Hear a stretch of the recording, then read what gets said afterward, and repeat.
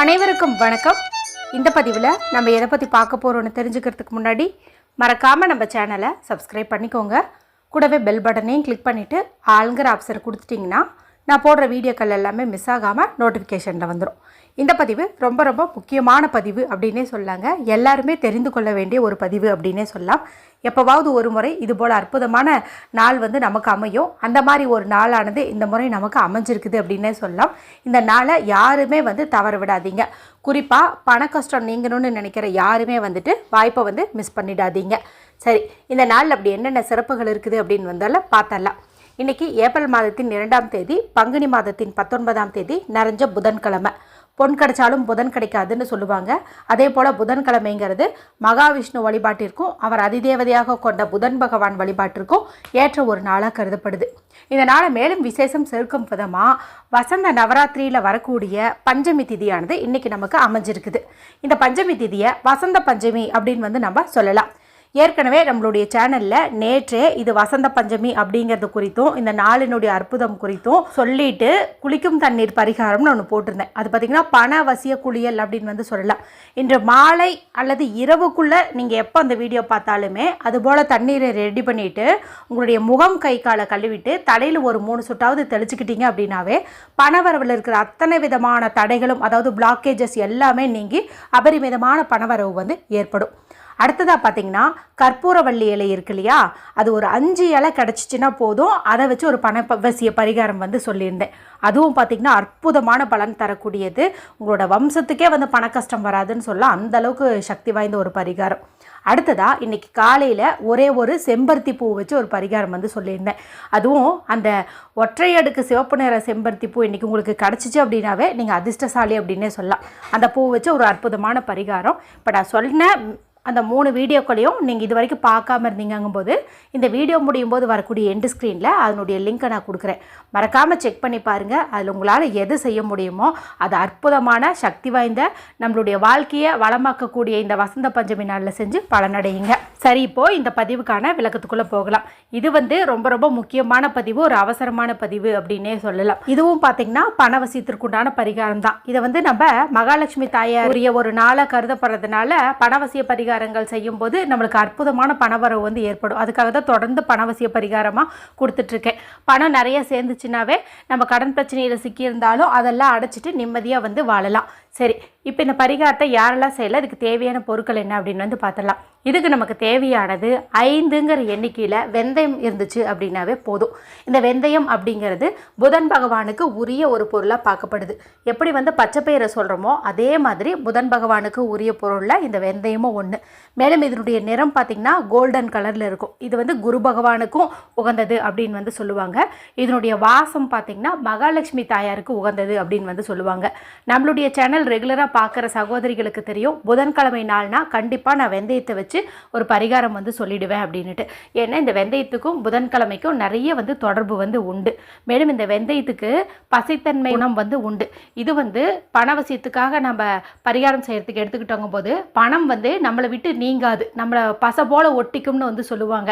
அதாவது சில பேர்த்துக்கு வீண் வரைய செலவுகள் எல்லாம் ஏற்படுது இல்லையா, அந்த மாதிரி ஏற்படாமல் நம்மக்கிட்டேயே பணம் நல்ல நிலையாக தங்கும், மென்மேலும் பணத்தை ஈர்க்கும் அப்படின்னே சொல்லலாம். அத்தகைய தன்மை வாய்ந்தது. அதுக்காக தான் இந்த நாளில் இந்த வெந்தயத்தை வச்சு இந்த பரிகாரம் செய்கிறோம். 5ங்கிற எண்ணிக்கையில் எடுத்துக்குவதன் காரணம் பார்த்திங்கன்னா இன்றைக்கி புதன்கிழமை, புதன் பகவானுக்கு உரிய என்னன்னு பார்க்கும்போது 5. அடுத்தது இது பஞ்சமி திதி. பஞ்சமி திதிங்கிறது அமாவாசை மற்றும் பௌர்ணமி முடிந்து வரக்கூடிய 5வது திதி. அடுத்து இது வாராகி அம்மன் வழிபாட்டிற்கு உரிய நாளாக இருக்கிறதுனால வாராகி அம்மன்கிறவங்க சப்த கன்னியர்களில் 5வதாக இருக்கக்கூடிய அம்மன். அதனால தான் இந்த 5ங்கிற எண்ணிக்கையில் நம்ம எடுத்துக்கிறோம். அடுத்து க்ரீன் கலரில் இங்க் வரக்கூடிய ஒரு பேனா, ஸ்கெட்ச் பென்சில் மார்க்கர் நீங்கள் எடுத்துக்கோங்க. ஏன்னா இந்த பச்சை நிறம்ங்கிறது பணவரவை அதிகப்படுத்தி தரக்கூடிய ஒரு நிறம்.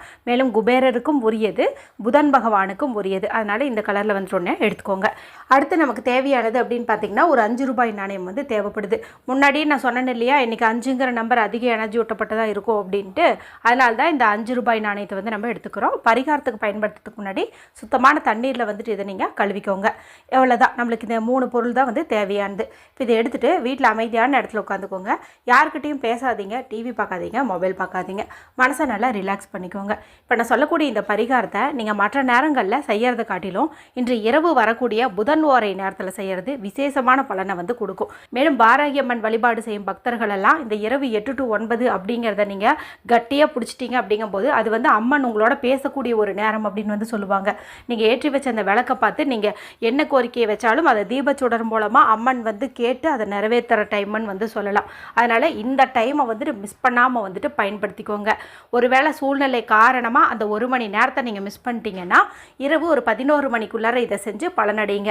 ஏன்னா இந்த வசந்த பஞ்சமி வந்து நாளை அதிகாலை 4 மணி வரைக்கும் இருக்குது. சரி, இப்போ நான் சொன்ன பொழுது வடக்கு பக்கம் பார்த்த மாதிரி உட்காந்துக்கோங்க, நார்த் ஃபேஸிங் பார்த்த மாதிரி உட்காந்துக்கோங்க. மனசை நல்லா ரிலாக்ஸ் பண்ணிக்கோங்க. உங்கள் மூச்சை நல்லா 4 அல்லது 5 முறை வந்து இழுத்து விடுங்க. டீப் பிரீத் எடுத்துக்கோங்க. அதன் பிறகு உங்களுடைய 2 உள்ளங்கையும் நல்லா தேய்ச்சி அதில் வரக்கூடிய சூட்டை உங்களுடைய உச்சந்தலையிலையும் கண்கள்லையும் வந்து ஒத்தி எடுங்க.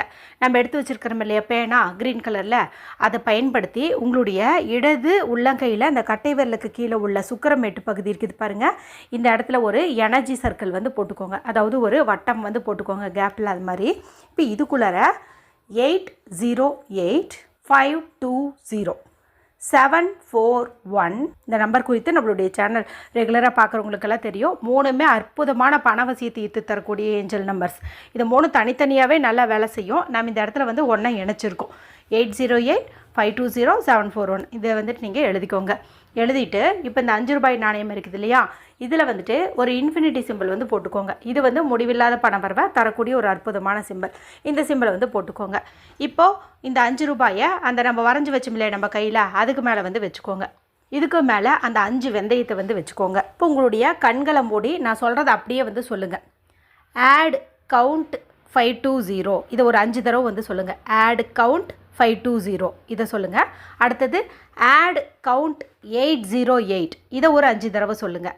அடுத்தது ஆட் கவுண்ட் 741 இதை ஒரு 5 தடவை சொல்லுங்கள். இது மொத்தமாக ஒரு 15 தடவை சொல்கிற மாதிரி வரும். இதுக்கு நமக்கு ஒரு 5 நிமிஷம் கூட செலவாகாது. ஒவ்வொரு சுவிட்ச் வேர்டையும் 5 முறை நீங்கள் சொன்னீங்க அப்படின்னாவே போதும். அற்புதமான பலன் வந்து உங்களுக்கு கிடைக்கும். அடுத்தது கண்களை மூடி உங்களை தேடி நிறைய பணம் வர மாதிரி அப்படியே நீங்கள் வந்துட்டு கற்பனையும் பண்ணி பாருங்கள். அதன் பிறகு இந்த காசு, இந்த வெந்தயம் இதை 2ஐயும் எடுத்துகிட்டு போயிட்டு உங்களுடைய பீரோவில் வச்சிங்கனாலும் சரி, இல்லை பர்ஸில் பணம் வைக்கக்கூடிய இடத்துல வச்சிங்கனாலும் சரி, இல்லை ஹேண்ட்பேக்கில் வச்சிங்கனாலும் சரி, எங்கே பணம் இருக்குதோ அங்கே வந்துட்டு நீங்கள் இதையா வச்சுருங்க.